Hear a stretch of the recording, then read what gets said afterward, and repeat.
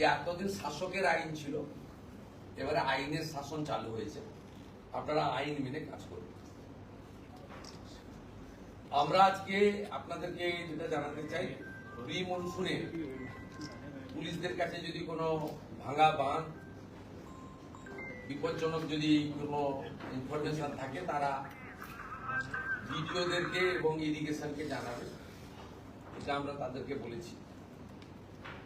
আমরা মহিলা police constable এবং মহিলা পুলিশ অফিসারদেরকে, ডিজিপিকে আমি অনুরোধ করেছি, অ্যাডভাইস করেছি, তাদের পার্শ্ববর্তী জেলাতে, খুব দূরে যাতে না ট্রান্সফার হয়, পার্শ্ববর্তী জেলাতে মহিলা পুলিশ কর্মীদের এটা একটু ওয়েলফেয়ার মেজার হিসেবে দেখতে, তাতে আবার শর্টফলও যাতে না হয়। সেটা অনেকগুলো মহিলা থানা পরিচালিত আছে, সেটা এক্সেপশন থাকবে।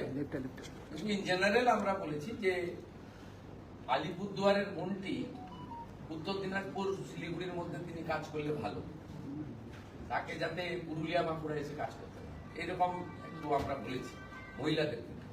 15 বছরের বেশি যে পুলিশ কনস্টেবলরা আছেন, সার্ভিস দিলেন, তাদের জেলায় পোস্টিং দেওয়া যায় কিনা সে ব্যাপারে ইতিবাচক ভাবনা চিন্তা করে এইচএস এবং ডিজিপিকে প্রপোজাল বানাতে বলা হয়েছে।